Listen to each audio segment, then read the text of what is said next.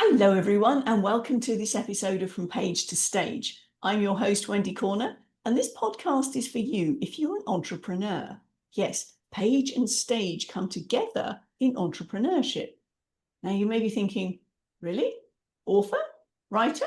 Not sure about that. Well, you may have a solo book out. You may have a contributory book out. You may have a regular blog.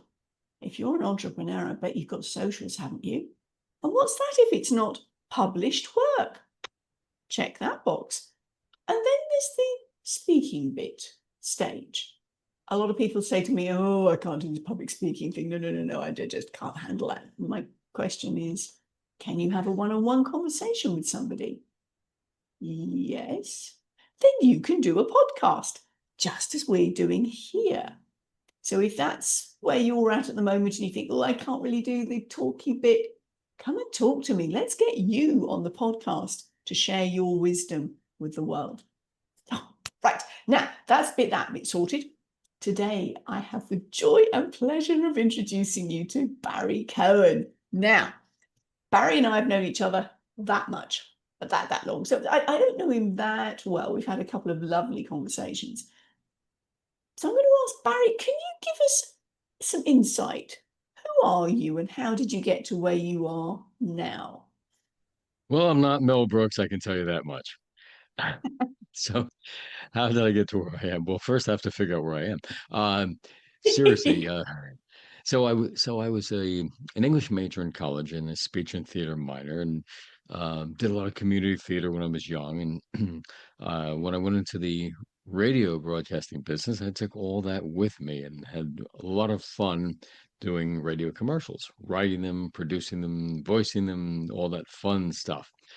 And then one of my old radio buddies approached me one year and said, "What do you think about going into business together?" And I'd kind of had it with working in the radio station environment, high Mhm. pressure, you know. And Mm. we said yes. So we started a little company called Ad Lab Media. And we started off as an audio production company. We added video, we added media buying, we added focus groups, we added PR. And along the way, I managed to write my first book and get it published and promoted the heck out of it because that's what I do for a living. And the next thing you know, people just started coming to me asking for help with their book projects. And lo and behold, fast forward, my friend of 40 years, business partner, 20 years, died very suddenly of a heart attack before the pandemic. And at that point, I shut down the offices and studios and decided to devote most of my time to helping other people become authors. Great. Excellent. And so you're still in the publishing space at the moment? Yes. I have a joint venture with a New York publisher. So I act as the editorial arm and he acts as the publishing arm. And we're helping people go literally from getting it out of their heads and into the public domain. Right. Thank you. Now, there are a number of people who are a bit confused as to the self-publishing publisher route. How are things different? Explain that to us, would you? Sure. Well, what people need to know is that the big legacy publishers right now have slammed the door on new talent. Right. So unless you're doing a scandal tell-all or you're a celebrity, right, or you're a former government official, your chances of getting a major publishing contract are probably next to zero. And those publishers will only even look at a manuscript that comes from a literary agent. And in all Okay. honesty, we could all be dead and buried by the time you find a literary agent. So the opportunity is in either self-publishing or small niche publishers. So Okay. what is the difference? Well, the self-publishing world has evolved tremendously. The big Mhm. publishers didn't think that self-publishing was going to hurt them until the millionth book rolled off the presses. And then what did they do? Like good business people, they started buying stakes in the self-publishing companies. Uh-huh. So, self-publishing essentially is now, the democratization, if you will, of publishing, where anyone can become a published author. And many more people should be, of course, than they are, and many more can be than ever before. There are a number of reputable companies that will handle a self-publishing project, and what they do is pretty much soup to nuts. they'll take the book from a manuscript to formatting it and getting getting it out there and in in a good form. And now the technology is so good that you really can't tell if you look at it, a self-published book from from a traditionally published book. If you put Yes. them side by side, even a printer usually can't tell. Really, that's great. That's great news, because that's the thing, isn't it? I mean, I'm working with a client at the moment to get her book out, and once we identified who her target audience was, then we looked at, well, what font would be appropriate, and she went, "I didn't think of that." I went, oh yes. What's the intention behind it? Who are the people who are reading it? Because when I produced my first solo book in June, the first feedback I got from somebody, they'd opened the book and went, "Oh, great, nice big print on white paper. I can read this without my glasses. Job done." And Jen didn't even started reading it, but the immediate impression that she got from that was, I want to carry on reading. It's not Well, that sort of speaking of first first. impressions, right? Mm, The old story, the old adage that people used to say, you don't judge a book by its cover, you do judge a book by its ooh, cover. You look at something on Amazon the size of a postage stamp, that thumbnail image, and you yes. decide within seconds whether you're going to buy it. Or you walk up and down the aisles in a bookstore, if you can still find one, uh, and look at the spine of a book. Twirl them round in the airport. There you go. And Yeah. you'll only spend a few seconds deciding whether you're going to buy that book or read that book at all. So, Yes. cover is extremely important and title is extremely important. I come Yes. to it with an advertising copywriting background. So when I create a title, I make sure that that title grabs your attention. Yes. Yeah. Oh, absolutely. Are you getting this, audience? This is really helpful, isn't it? Okay. I want to take you back in time now. I mean, Yes. you mentioned you're a published author yourself. When Yes. did you, I mean, okay, we all started the mechanics of writing roughly the same age. When did you get the idea that, oh, I'm quite good at this writing thing? Well, actually, when I was a kid in school, I mean, I was winning essay contests. And when I was in my teens, I kind of decided I wanted to be a writer, but I really didn't have any idea how to go about it. And my mother used to say, collect your rejection slips. And she was right. I would send out articles to magazines, and sure enough, I had an envelope full of rejection slips. What Yes. what happened along the way was when I became something of an expert in my field, in my profession, right, of advertising and broadcast, then I started getting people from magazines asking me to contribute articles. And I became a guest columnist, or regular columnist actually, for two major publications in the broadcast industry, and then submitted to other business publications as well. And so Mm, you'll find you evolve. And then of course from those articles, then the next iteration was, well, is there more? And the answer was yes, right? But yes. again, to take a cue from your page, right? Pages to stages. Everybody thinks, well, you write a book and then you go out and speak. Well, actually, sometimes the tail wags the dog. And in my Yes. case, I went out and I spoke before audiences when I had the agency, and they were Mhm. small local chambers of commerce, and there were Rotary Right. clubs and Kiwanis clubs and these business organizations.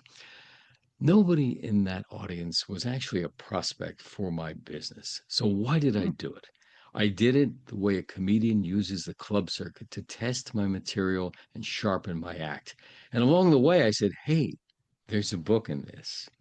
And I scaled up. I mm, went from those local organizations to then some statewide trade associations in various verticals. And once my first book came out, then I was able to hit the stage at national conferences.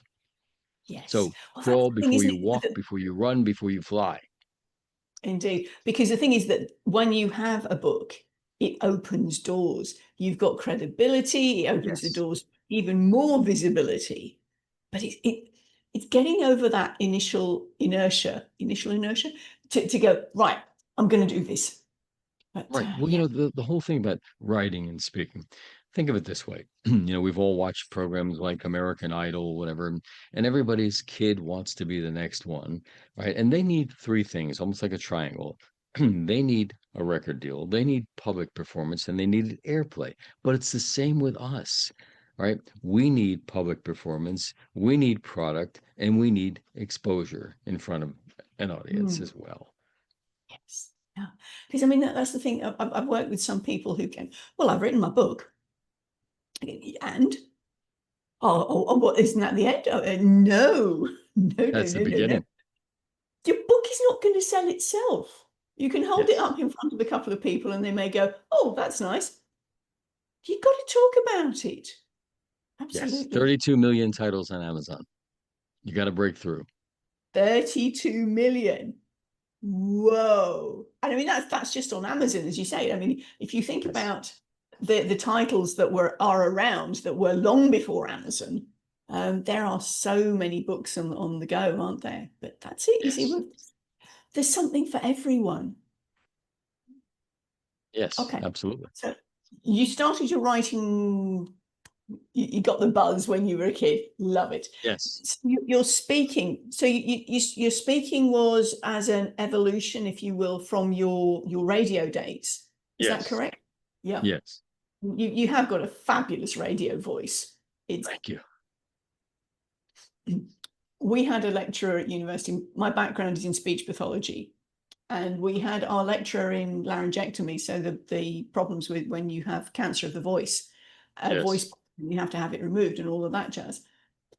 His voice was like liquid velvet.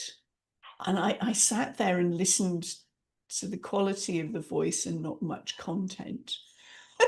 Yeah. I had to go buy his book to just get, what was he on? Oh, right.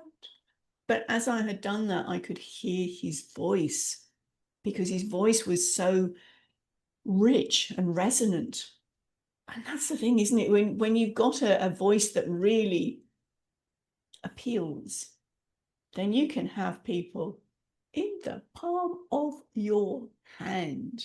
Well, you also bring up the opportunity here for audiobooks. Exactly. Yes. Because when we had the first book I was involved in, it was a multi-author book, and there were 23 authors around the world, but 6 of us were based in Perth in Australia. So we had a book launch, readings, signings, and all of that jazz. And I said to the other girls, look, I'd like to coach you on how to read from stage, because what I didn't want was Muppet Yes. style. And so I coached them on that, and all of them had such a phenomenal performance. The feedback from the audience was, I've started to read the book. I'm going back to it now because I want to read it with your voices in my head. It's so powerful. Yeah. Well, again, it's about delivery. There are people who can read and read well, but then there are those who can interpret. And that's the difference. If you can Yes. interpret and inject emotion, Yes. you'll succeed. Yeah, absolutely. I mean, I love listening to audiobooks, and there's a real, if you've got a good narrator in the author, it just, oh, I'm just gone goosey at the moment of it. They inject something extra because it's their work, their heart. And I think it was Mr. Hormozy who said, look, if you're reading this alongside listening to it, forget it, because I've added a whole heap of other stuff because I've got the opportunity to talk to you. And if you get an author who's really, really fired up, it makes it come alive. However, if you get an author who just reads it and, as you say, hasn't really got the interpretation and the delivery, oh, it's dire, isn't it? Yes. Put you to sleep. Mm. Okay, so we've talked about your writing, we've talked about your speaking. What do you? Oh, have you got a copy of that book you were talking about? Which one?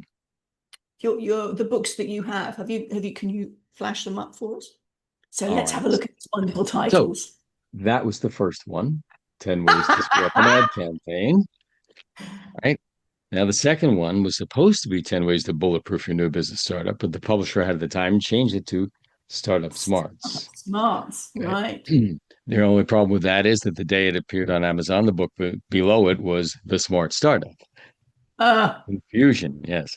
So I took back my 10 ways, co-authored this book with an attorney, 10 ways to get sued by everyone and anyone, the small business owner's guide to staying out of court. And then there is the first in the trilogy of novels, Soul Soul Switchers. Switchers, Part One. Mm. So you've got technical books and you've got fiction as well. Yes. Ooh, juicy, juicy. I'm going to ask you, which is your favorite genre?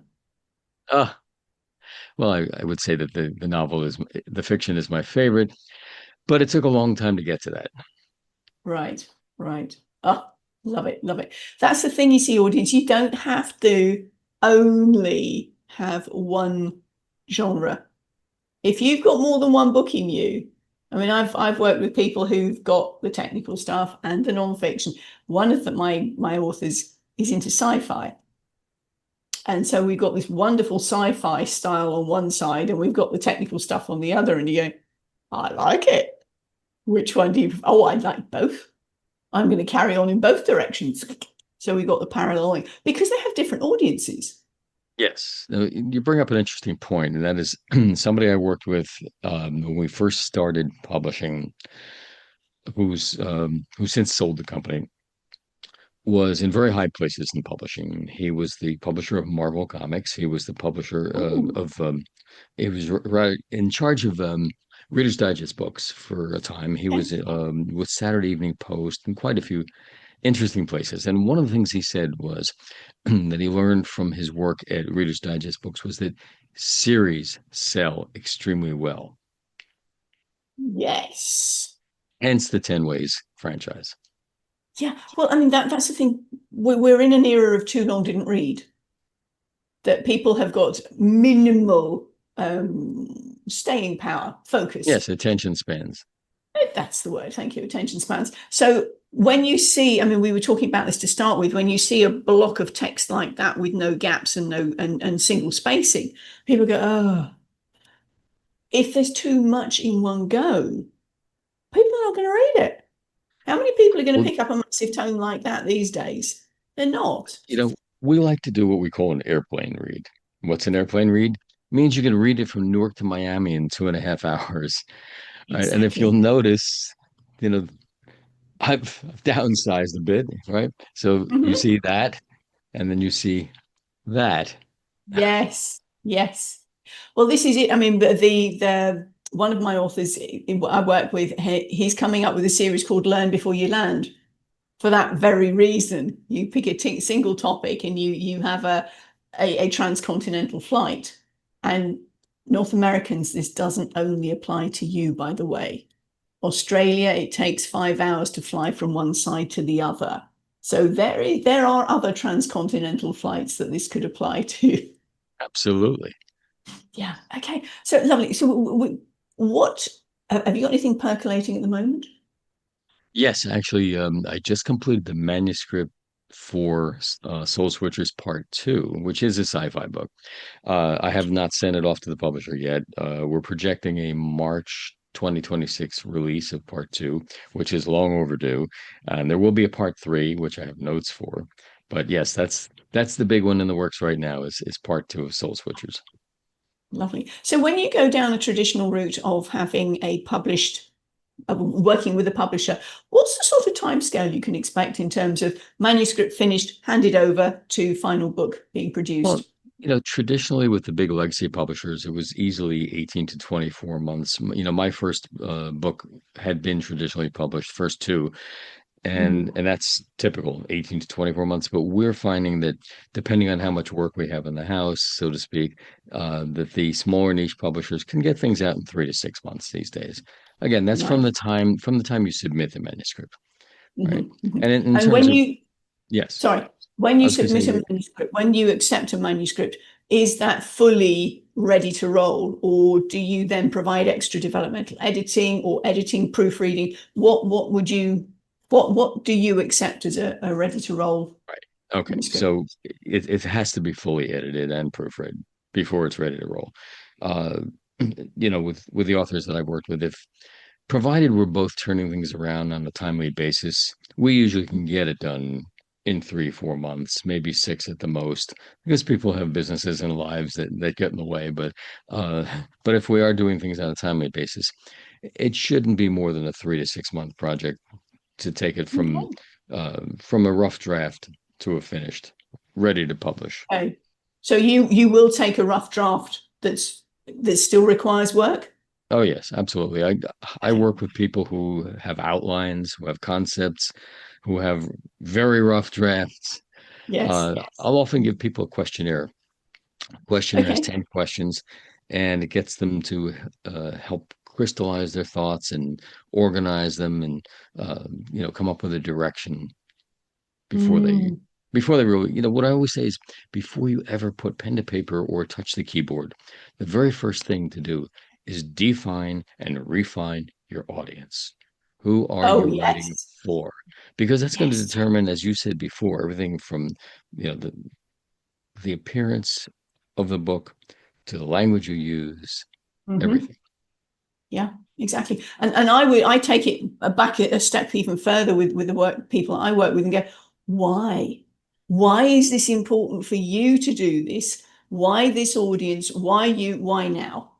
Because if you can dig into that deep why, as you said, life gets in the way at times, and it's not smooth sailing. So there will be times, audience, when you are ready to throw in the towel.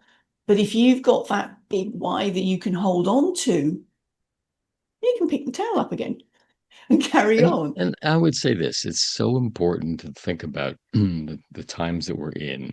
And if you can tie into the zeitgeist, if you will, of the moment, right, to what's on people's minds, their pleasure or their pain, you're going to be much more successful. If especially when it comes to, as you said before, the book has to be promoted once it's out. That's only the beginning, writing the book. Yes. But if you want that book to go places, right, it's got to have some relevance. And the more you Yes. can tie into the headlines, the better your chances are of it getting picked up and Yeah, noticed. that's it. And also with that, because life is moving on at such a rapid pace, this is where there's that potential mismatch between I'm relevant for now, but if this book's not coming out for another 2 years, uh, hang on, there's a major gap here. So this is So where sometimes that can with be that an said, to some extent, you want something that is evergreen. true, but you can still tie in, as you say, with the zeitgeist of the Yes. time. Yes, Yes. because I mean there were a lot of books that were coming out around the pandemic, and we're 5 years post-pandemic now, and people are going, well, life's moved on, but has it?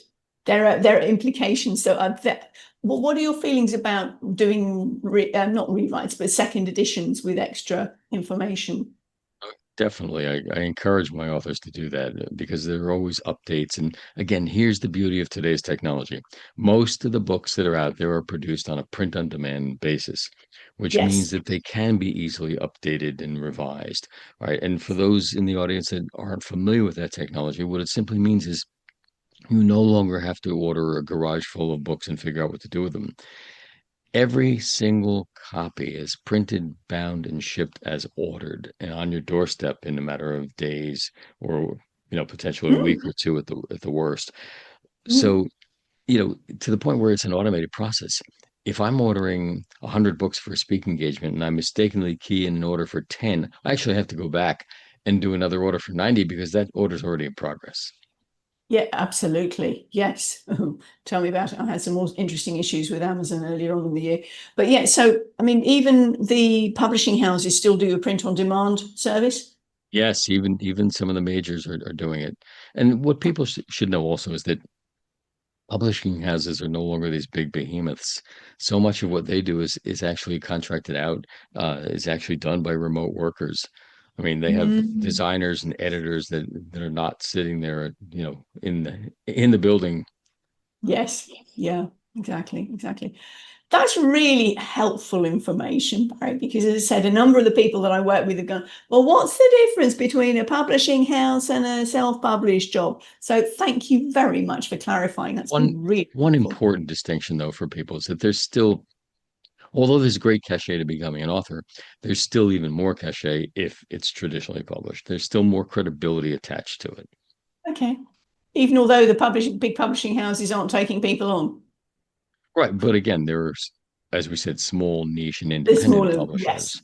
Yes, Right. yes. Yeah, You know, that's some of right. them are genre specific. Yes, indeedy, indeedy. Some of them are So just on that, upstarts like oh, us. absolutely. I would agree with that one. I'm in that startup. No. Oh, sorry. So yes, that's a really helpful distinction. One thing I would actually ask you though, when you go through a publishing house, now particularly the traditional ones, you get money up front, but you don't get royalties. Is that correct? These days they have practically eliminated the advances, right? Right. I mean, I was able to get a couple of them early on, but today, again, unless you're a big name celebrity, you're probably not going to see an advance. In And which case you don't royalties, need it anyway, do you? that's right. You know, royalties are pretty standard, right? And they're pretty skimpy, to be honest with you. Yes. You know, Yeah, traditional exactly. big legacy publishers and even the self-publishing houses are usually only paying about 10%. Yeah. Our arrangement actually is more lucrative. We offer 20% on paperbacks and 30% on ebooks. Mm-hmm. Mm-hmm. Yeah. So that's the thing. And I mean, what about the rights? What about the intellectual property rights? Because that's All right, another so thing this is that's right. This different. is important. I'm glad you brought that up. So the author retains the copyright. The copyright covers the manuscript, the actual work itself. Mm-hmm. If, however, you let your publisher design the cover, right, and format the interior, they own that. So I often will advise my authors that I work with to hire their own designer to do their own cover so that they have iconic imagery they can use on their website, use it on their business cards, use it on posters and whatnot. Mm-hmm.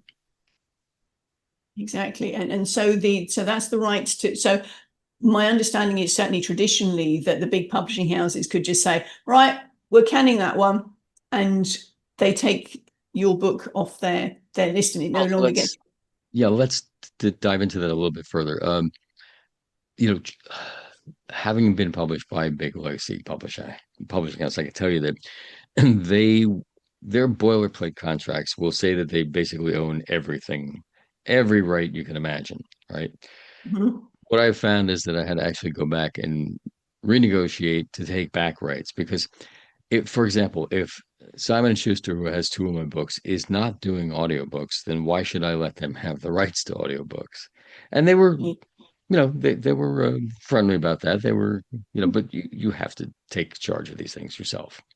Yes, yes. So if you do go down the roads of having a publishing contract, you need to read it carefully. Yes. Absolutely, Yes, absolutely. you do. Oh, Barry, you've been absolute mine of information here. This is so helpful. Thank you. I've got another question for you though. When you go on stage, how do you embody your words when you take them from page to stage? You know, it's a really good question. It's a difficult question. Uh, I would say the one thing you want to do is bring the spirit of your work to people, right? It's Yes, not about the verbatim text. It's about, yes, what was I thinking? What was I feeling? Right? Because so often, again, the emotional part is left out, right? yeah, And the affective component is what will swing people your way, right? People don't make any purchasing decisions intellectually. I don't care if it's a piece of hardware or an iPhone or whatever. Anything and everything you're going to purchase is an emotional decision. So you've got to bring the emotions that you were feeling when you created the book yes, to your absolutely. audience, Mm, even mm, if it's a business book, mm. even if it's a Especially if it's technical book. business book, Right. Exactly. because otherwise it can be very dry. And you go, Yes, yeah, exactly. yes, Yeah. yeah, absolutely. But that's the thing, isn't it? As you said, that your dog's been the tail's been wagging the dog. So you came at your writing from a speaking perspective already. And Yes. this is where some of the authors that I've worked with have shared their origin stories in the book. And that has been that's been a challenge for them because they've gone back and experienced those emotions again. And that's when some of them have said to me, look, I've done the book, don't ask me to talk about it. So at that point, I say, look, I have a duty of care with you to be able to coach you in a way that means you can share the emotion without you being re-traumatized and also traumatizing your audience, because they don't want to do that. That's not what they've paid for. I So always say this, emotion doesn't cost a nickel more. Yeah. And it's being able to language it in such a way that you don't get stuck in it, because that's where a lot of the authors that I've worked with who've had some fairly traumatic experiences have understandably gone, I don't want to talk about it. So no, you don't have to go into the deep depths of it, but you do require to share a bit of it. Yes. Well, to give you an example, so I had an author in the educational field, and when she did her first draft of her first chapter and sent it back to me, it was somewhat flat. It was missing something. And I came back to her and I said, look, I said, you need to reveal yourself as a person, right? You want people to be relatable to you. When they open that book in that first chapter, you don't want to lose them. You've got to get their attention. And for them to believe in you, right, and your credibility, I said, you need to reveal your vulnerability, because in your vulnerability is your strength. And she thought about it and she came back. And in that chapter, Rewrite, she talked about being a child wearing glasses and being teased, about stuttering and being teased. And it just made all the difference in the world. Oh, yes, absolutely. Absolutely. I mean, the feedback I got from my first solo work was the people who I was running a group with, and we were working sort of masterminding it at the time, not just my book, their books as well. They knew that my background was in speech pathology, and the comment came back, you're not writing clinical notes, Wendy, share you. Oh. And that completely shifted it. Yeah. So true. So true. Bringing your essence, bringing your spirit, bringing your vulnerability. Exactly. Because that, as Yes. you said, the relatability, isn't it? Yeah. Oh, brilliant. As we're winding up, Barry, thank you so much for sharing all this amazing information. I mean, the audience here are going to go, oh, wow, well, let's tick that box. I didn't know that. I didn't know that. I didn't know that. So thank you. Thank you. Thank you. Yeah, thanks for the opportunity. As we're winding up, have you got any final words of wisdom for us? Yes, publish or perish. It's the new business mantra. Whether you're doing an article, a podcast, you're doing a blog post, or you're doing a book, if you're not putting yourself out there, you're going to be lost and you're not going to stand out from the crowd. Exactly. Oh, that's a nice little juicy nugget to finish with. Thank you so much, Barry, for sharing your From Page to Stage. Thank you. You're very welcome. Thanks, Elaine. Bye-bye.